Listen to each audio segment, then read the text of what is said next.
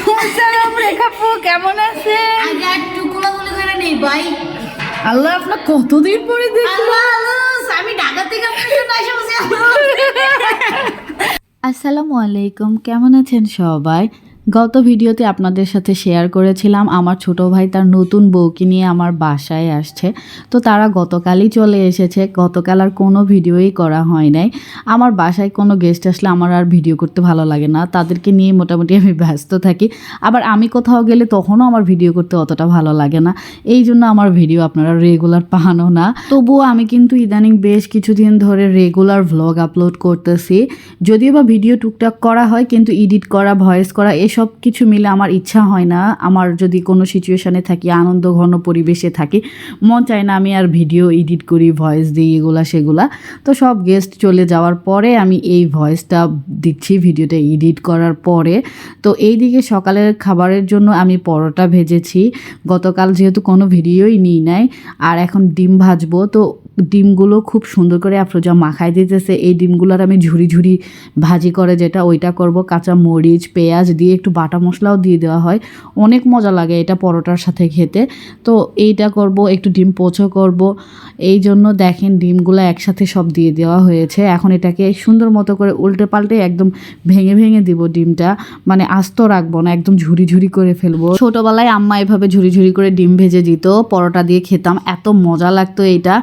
এখনও আমার কাছে এটা খুবই ভালো লাগে, পরোটা দিয়ে এত ভালো লাগে এটা খেতে। আপনারাও বাসায় এইভাবে ডিম ভাজিটা একবার ট্রাই করবেন। বাসায় ফ্রিজে তো যে কোনো বাটা মশলাই থেকেই থাকে সবার, তো ওই বাটা মশলাগুলোই দিয়েই ডিমটাকে মাখাবেন। মাখায় তারপরে এরকম ডিমটা দেখেন কত সুন্দর একটা কালার আসছে, একদম ভাজা ভাজা। এইটা দিয়ে খাবেন, এত মজা লাগবে, অনেক ভালো লাগবে। পরোটা, রুটি যেটার সাথেই খান না কেন অনেক ভালো লাগে। তো আমার এখানে ডিম ভাজা শেষ হয়ে গিয়েছে, এখন আমি ডিম পোচ করে নিচ্ছি। আর গতকালকে খাসির মাংস ছিল, হাঁসের মাংস ছিল, ওগুলাই গরম করব। এগুলা দিয়েই আজকে সকালের খাবার দাবার আমরা সেরে ফেলবো। তারপরে দুপুরে রান্না করতে হবে, দুপুরের রান্না আছে বেশ কিছু, ওগুলা করতে একটু টাইম লাগবে। আর এদিকে আমি হাঁসের মাংসটা গরম করছি। আফরোজা খাসির মাংসটা অলরেডি গরম করে টেবিলে দিয়ে দিয়েছে খাবারে। আর গতকালের একটু ভাতও ছিল, যেগুলো আমি ভাত ভাজি করেছি পেঁয়াজ দিয়ে, কাঁচামরিচ দিয়ে, মানে আমাদের উত্তরবঙ্গে যেটাকে ভাততালানি বলে। এই যে খাসির মাংসটাও হয়ে গিয়েছে। আমি খাওয়া দাওয়া শেষ করে খেজুরের রস খাবো। আমি অনেক অপেক্ষায় আছি, ওইটা ফ্রিজে ছিল, বের করে রাখা হয়েছে যে ওটা নর্মাল হলে দেন খাবো।